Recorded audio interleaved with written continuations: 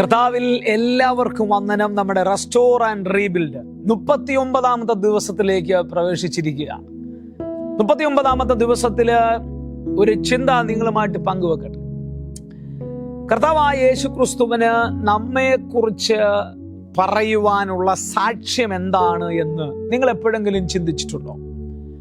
എന്നെക്കുറിച്ച് എനിക്ക് പറയാൻ പലപ്പോഴും സാക്ഷ്യമുണ്ട്, എന്നെക്കുറിച്ച് നാട്ടുകാർക്ക് പറയാൻ സാക്ഷ്യമുണ്ട്. പക്ഷെ എന്നെക്കുറിച്ച് കർത്താവായ യേശുക്രിസ്തുവിന് പറയാനുള്ള സാക്ഷ്യം എന്തായിരിക്കുമെന്ന് നിങ്ങൾ എപ്പോഴെങ്കിലും ചിന്തിച്ചിട്ടുണ്ടോ? ഈ ചിന്ത എൻ്റെ മനസ്സിൽ വന്നത് റോമാലേഖനം 16-ാം അധ്യായത്തില് പൗലോസ് ഒത്തിരി പേരുടെ പേരുകൾ പറഞ്ഞ് ഇവരെ എല്ലാം ഓരോ കാര്യം പറഞ്ഞ് സല്യൂട്ട് ചെയ്യുകയാണ്. അവരെ ഓർക്കുമ്പോഴെല്ലാം പൗലോസിന്റെ മെമ്മറിയിൽ കൂടെ കയറിപ്പോകുന്ന ഒരുപാട് അനുഭവങ്ങൾ വെച്ചിട്ട് ഒരു ദൈവത്തിന്റെ സാക്ഷ്യം, ഒരു ദൈവത്തിന്റെ ടെസ്റ്റിമോണി പൗലോസ് 16-ാം അധ്യായത്തിൽ അവരോട് പറയുക. നമ്മുടെ സഹോദരിയും കെങ്ക്രയ സഭയിലെ ശുശ്രൂഷക്കാരത്തിയുമായ ഫേബ നിങ്ങൾക്ക് പേര് പറഞ്ഞിട്ട് പറയാം, നിങ്ങൾ വിശുദ്ധന്മാർക്ക് യോഗ്യമാവണ്ണം കർത്താവിന്റെ നാമത്തിൽ കൈക്കൊണ്ട് അവൾക്ക് നിങ്ങളുടെ സഹായം വേണ്ടുന്ന ഏത് കാര്യത്തിലും സഹായിക്കേണ്ടതിന് ഞാൻ നിങ്ങളെ ഭരമേൽപ്പിക്കുന്നു. അവളും പലർക്കും വിശേഷാൽ എനിക്കും സഹായം ചെയ്തിരിക്കുന്നു. ഒരു സഹോദരിയെ പറഞ്ഞിട്ട് പറയാൻ അവളെ സഹായിക്കണം. എന്തിനാണ് പൗലോസ് അങ്ങനെ പറയുന്നത്? അവൾ സുവിശേഷ വേലയിൽ പലരെ സഹായിച്ചിട്ടുണ്ട്, എന്നെയും സഹായിച്ചിട്ടുണ്ട്. രണ്ടാമത്തെ ആളിലേക്ക് നോക്കിയേ. ക്രിസ്തുവേശുവിൽ എൻ്റെ കൂട്ടുവേലക്കാരായ പ്രിസ്കയെയും അക്വിലാവെയും വന്ദനം ചെയ്യുവിൻ. എന്നിട്ട് അവരെ കുറിച്ച് പറയുന്ന ആ ടെസ്റ്റിമണി നിങ്ങൾ കേട്ടോ. അവർ എൻ്റെ പ്രാണന് വേണ്ടി തങ്ങളുടെ കഴുത്തു വെച്ചു കൊടുത്തവരാ. ഓർത്തെടുത്ത് പൗലോസ് പ്രാർത്ഥിക്കുകയാണ്.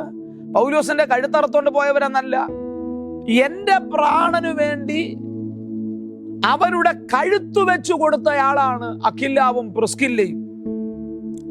എന്നിട്ട് അവർക്ക് ഞാൻ മാത്രമല്ല ജാതികളുടെ സർവ്വസഭകളും കൂടെ വന്ദനം പറയുന്നു. എന്തോ കെയർ ഓഫ് ആയി പറഞ്ഞു വെക്കുന്നു. അക്വിലാവിനെയും പ്രിസ്കില്ലയെയും ജാതികളുടെ മുഴുവൻ സഭകളും ആ കുടുംബത്തെ ഓർത്തിരിക്കുകയാണ്. ആ കുടുംബത്തെ ഓർത്തിരുന്ന് പ്രാർത്ഥിക്കുകയാണ്. കാര്യം, പ്രാണൻ പോലും നോക്കാതെ കർത്താവിന്റെ വേല ചെയ്ത ആളുകളാണ് ഈ അക്വിലാവും പ്രിസ്കില്ലയും. എന്നിട്ട് പറയുകയാണ്, അവരുടെ വീട്ടിലെ സഭയെ വന്ദനം ചെയ്യുവിൻ.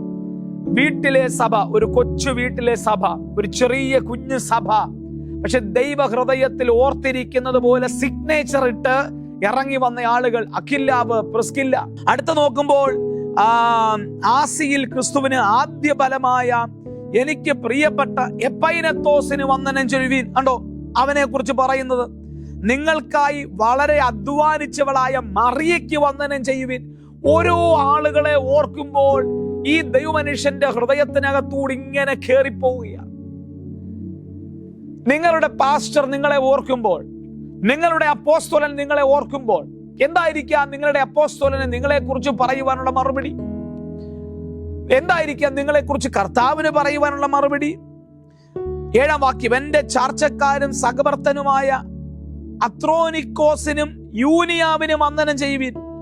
അവർ അപ്പോസ്തലന്മാർക്കിടയിൽ പേരുകൊണ്ടവരും എനിക്ക് മുമ്പേ ക്രിസ്തുവിൽ വിശ്വസിച്ചവരുമാകുന്നു. കർത്താവിന് എനിക്ക് പ്രിയപ്പെട്ട അംബ്ലിയാത്തോസിന് വന്ദനം ചെയ്യുവിൻ. ക്രിസ്തുവിൽ ഞങ്ങളുടെ കൂട്ടുവേലക്കാരനായ ഉർബാനോസിനും എനിക്ക് പ്രിയപ്പെട്ട സ്താക്കുവിനും വന്ദനം ചൊല്ലുവിൻ. അടുത്തത് കേട്ടോ, ക്രിസ്തുവിൽ സമ്മതനായ അപ്പല്ലോസിന് വന്ദനം ചൊല്ലുവിൻ. കേട്ടോ, ഇതിങ്ങനെ ഓരോ പേരുകൾ ഇങ്ങനെ പറഞ്ഞു വെച്ചിരിക്കുക. 12-ാം വാക്യം, കർത്താവിൽ അധ്വാനിച്ചവരായ ത്രുഫൈനയ്ക്കും ത്രുഫോസയ്ക്കും വന്ദനം ചൊല്ലുവിൻ. കർത്താവിൽ വളരെ അധ്വാനിച്ച പേർസിസിന് വന്ദനം ചൊല്ലുവിൻ.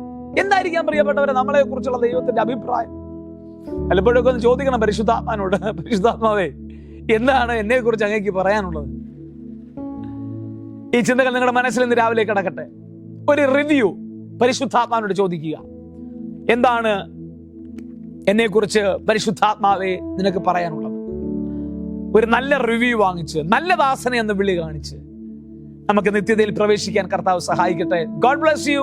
Have A wonderful day.